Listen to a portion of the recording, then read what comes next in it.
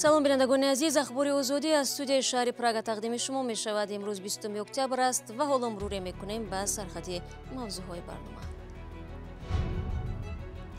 модари Иззат Амон ҳуқуқшиносӣ ҳамакнун маҳкум шуда умедвор аст ки раиси ҷумҳури Тоҷикистон ба парвандаи писараш дахолат мекунад. парванди ман ягон гуноҳ надорад. фақат ҳамин чанд соли ки дар ҳамон Россия фақат ҳамин хизмати мардумам мекунад. имрӯз ҳайати расмии Толибон барои музокирот бо намояндагони 10 кишвари дунё вориди Маскав шуд. ва бунёди нирӯгоҳҳо ҳам асар накард. Сокинони ноҳияи рӯдакӣ мегӯянд набудани барқ зиндагии онҳоро мушкил намудааст. 5-6 геса кардай аяр бурой ки кардигиай плинек барқ қимати ин арогун дар тифугмон геси нолак дар тифугмон надорем барқ. модари Иззат Амон ҳомии ҳуқуқи муҳоҷирони тоҷик ки дирӯз ба зиндон маҳкум шуд умедвор аст писарашро афв мекунанд. ӯ имрӯз дар як суҳбат бо радиои Озодӣ аз бегуноҳии фарзандаш ва корҳои хайри ӯ дар ҳаққи муҳоҷирон ёдоварӣ кард. Алишер Зарифӣ ва Шаҳлои Абдулло ба назди модари Иззат Амон рафта буданд.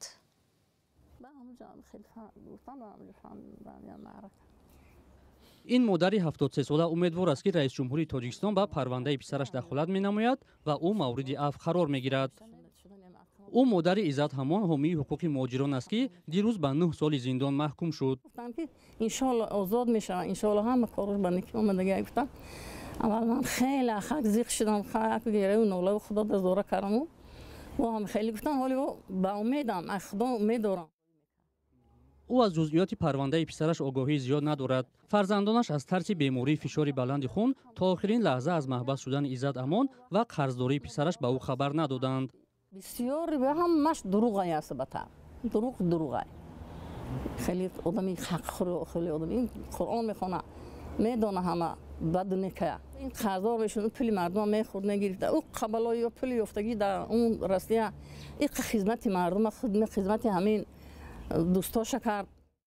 Иззат Амон ҳомии ҳуқуқи муҳоҷирони тоҷикро ки баҳори имсол аз Русия ихроҷ ва дар Тоҷикистон дастгир шуд, ба гуноҳи қалобӣ ба миқдори махсусан калон маҳкум карданд. худаш ки аз мунтақидони ҳукумати Тоҷикистон аст, мегӯяд гуноҳе накардааст. вакили мудофеъ ва наздиконаш ҳам ҳукми додгоҳи шаҳри Душанберо ғайриқонунӣ медонанд. масъулони додгоҳи шаҳри Душанбе то ҳол нагуфтанд ки чаро бо вуҷуди ҷуброни маблағи даъвогарон қонуни афв нисбат ба Иззат Амон татбиқ нагардид. бар асоси қисми 4 моддаи 247 кодекси ҷиноии Тоҷикистон ки Иззат Амон бар асоси он муҳокима шуд, ӯро метавонистанд афв кунанд. коре ки нашуд ва суоли зиёдеро дар бораи парвандаи қалобӣ барангехт. мақомот дар вилояти Хатлон гуфтанд ки захмӣ шудани як зан дар хонаи Азизулло Соҳибов раиси ҷамъияти тоҷик матлуботро таҳқиқ доранд. ин зан ки дар рӯзи пеш аз гарданаш захмӣ шуда буд, аз бемористон рухсат шудааст. ин ҳодиса замоне таваҷҷӯҳ ҷалб кард ки он дар манзили Азизулло Соҳибови 50 сола, бародари Зоир Соҳибов ва амаки Шамсулло Соҳибов, домодҳои Эмомалии Раҳмон, президенти Тоҷикистон рух дод. ҳамкорам Мумин Аҳмадӣ барои тавзеҳи бештари мавзӯъ дар студия ҳамроҳи ман қарор дорад. Мумин салом. хуб, ҳодиса кай рух додааст ва сабаби захмӣ шудан чи аст? то ҷое ки мо хабар ёфтем, сабаби рух додани ҳодиса маишӣ аст. ҳодиса шоми рӯзи 10 октябр дар маҳаллаи Ламаносифи шаҳри Бохтар рух додааст. ин занро бо гардани бурида ба беморхонаи қарияи болои шаҳри Бохтар интиқол доданд. пизишкон гуфтанд ки гардани ӯро духтанд ва пас аз чанд рӯзи табобат аз беморхона рухсат шудааст. ба гуфтаи ҳамсуҳбатони мо, ин зан аз дӯстони Азизулло Соҳибов будааст. худи Соҳибов Азизулло, раиси тоҷик матлубот, гуфт зане ки дар хонаи ӯ маҷрӯҳ шудааст, худашро бо корд задааст ва касе дар ҷароҳат бардоштани ӯ даст надорад. Азизулло Соҳибов рӯзи 20 октябр дар суҳбат бо радиои Озодӣ гуфт ки он шом дар хонааш аз Хуҷанд ва Душанбе меҳмон буд ва ин зан ҳамроҳи кӣ ба манзили ӯ ворид шудааст намедонад. Соҳибов гуфт ин зан чӣ гуна дар хонаи ӯ гарданашро бурид, бо чашмаш надидааст ва фақат пас аз рух додани ҳодиса шоҳид шудааст. Азизулло Соҳибов гуфт то ҳанӯз касе аз ӯ дар робита ба ин ҳодиса баёнот нагирифтааст.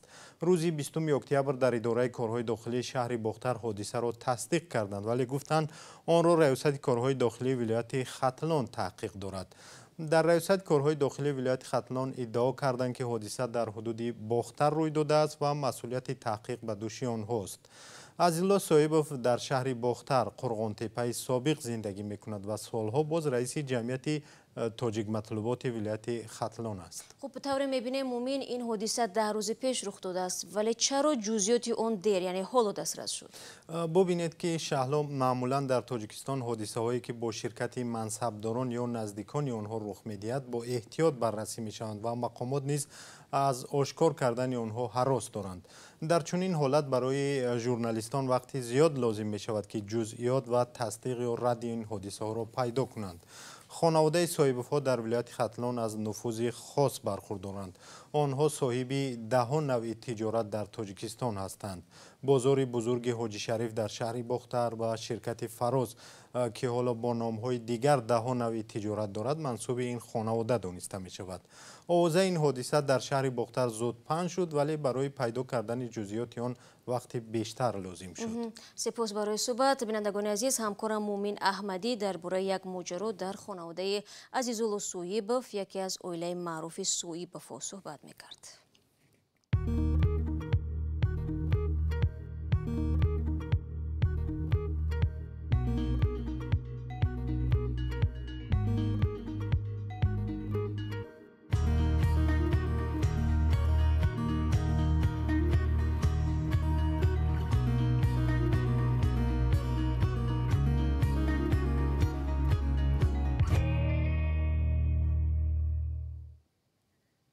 برنامه اخبار آزادی رو ادامه میدیم. هیئت رسمی طالبان روز 20 اکتبر برای مذاکرات با نمایندگان 10 کشور دنیا وارد مسکو شد. هیئت مذکور را که عبدالسلام حنفی معاون نخست وزیر طالبان رهبری میکند به مهمانخانه بزرگ پرزیدنت هتل در شهر مسکو برده شدند. در مذاکرات نمایندگان 10 کشور از جمله چین و پاکستان حضور دارند. میزبانی مذاکرات با طالبان را که حالا کسی آنها را بر رسمیت نشناخته است، یک هدف روسیه برای تقویت حضورش در آسیای مرکزی حسابیده می شود. با وجود آنکه روسیه طالبان را یک گروه تروریستی می شمارد، ولی با آنها تماس برقرار کرده است و در گذشته هم گفتگوها با این گروه افراطی را میزبانی کرده بود. برمیگردیم به تاجیکستان. با نزدیک شدن فصل سرما شکایت ساکنان از محدودیت برق در خانه ها زیاد شده است. همه روز 10 نفر به صفحه های رادیو آزادی از بی‌برقی در منزلشان شکایت میکنند و عکس و نوار میفرستند. ساکنان میگویند به یگان آگاهی برق آنها هر صبح و شام خاموش کرده می شود. همکارم نگاره فضل‌الدین از حال ساکنان خبر گرفت که همگی چند ساعت برق دارند و آن هم در ناحیه‌ای که 5 کیلومتر دورتر از پایتخت قرار دارد. در این محله ناحیه رودکی ساکنان در یک شبانه روز همگی با 7 یا 8 ساعت قوه برق تامینند. با فرارسی فصل سرما و در شرایط بی‌برقی آنها روزگار خود را با دشواری پیش میبرند. در این خانواده بیش از 20 نفر زندگی میکنند. 10 روز آخر آنها مجبورند خوراک و چای را در آتشدان آماده کنند. خکم قوی برق ما استفاده نبریم. 5-6 گس کرده و برای کی کردگی پلیدک برق قیمتی هیچی کم چی نیستیم دودستیم آمده با میگیرند این نمیتین میتیم همه رو میتیم نکی بتیان قوی برقه ای خودمون این راغون در تیفوگمون گسی نولک در تیفوگمون نداریم برق چی کار کنیم؟ محله جلال‌الدین رومی حدود 200 خانواده دارد و همه آنها در همین احوال به سر میبرند. هرچند این دهه همگی در 5 کیلومتری پایتخت جایگیر است. حالا بجز از دوشنبه و مرکزی ولایت ها تقریبا در همه مناطق به گفته ساکنان انتقال برق با محدودیت صورت میگیرد. ولی مسئولین شرکت برق تاجیک لیمیت را رد کرده قطع برق را با کارهای تعمیر ربط میدهند. با گفته ساکنان نبودن برق زندگی آنها را مشکل کرده است. اینا بچه‌ها از مکتب بیاین شب دست کردن در کار تاریکی کجا کی را ارزاد کنیم مثلا گپ ما را کی گوش میگیره.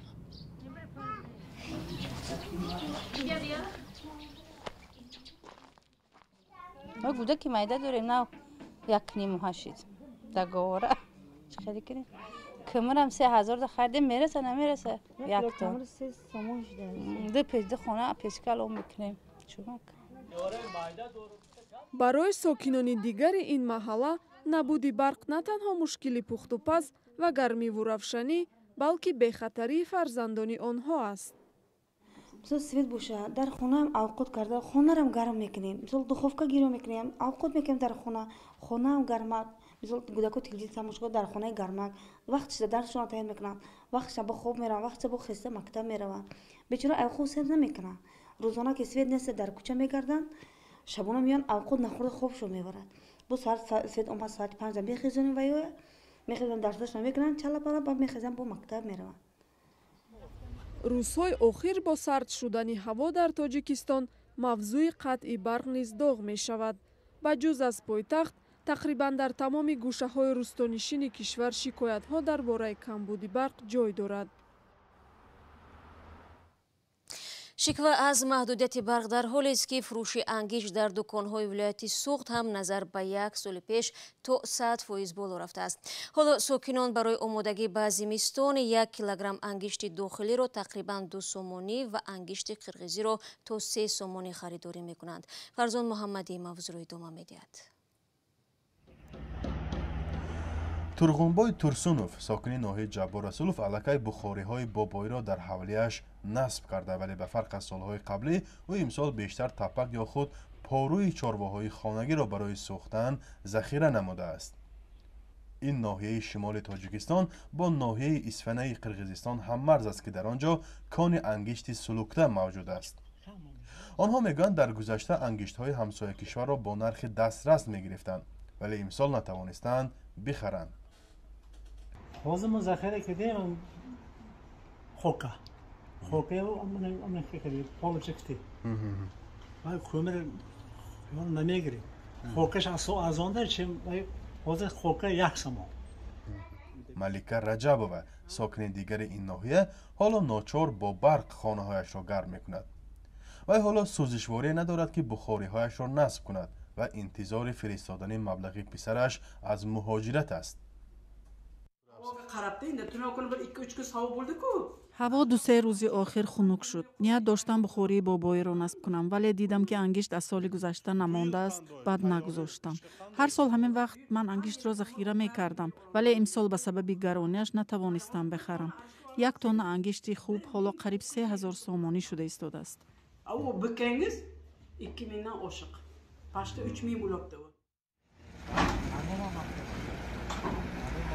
ноҳияи Ҷаббор Расулов макони аслии фурӯши ангишт ба манотиқи гуногуни Тоҷикистон аст ки ҳамасола аз Қирғизистон дар ин айём садҳо тонна ин навъи сӯзишвориро ворид мекарданд.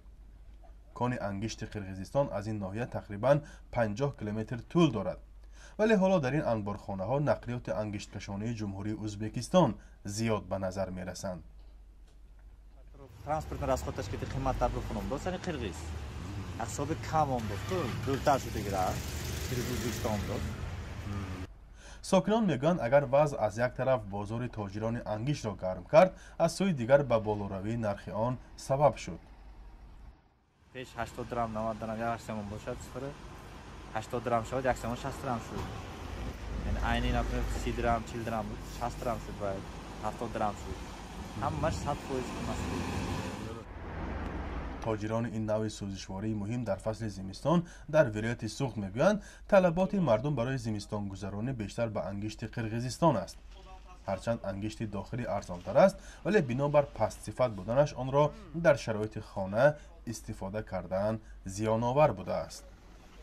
Фарзон Муҳаммадӣ, радиои Озодӣ, ноҳияи Ҷаббор Расулов.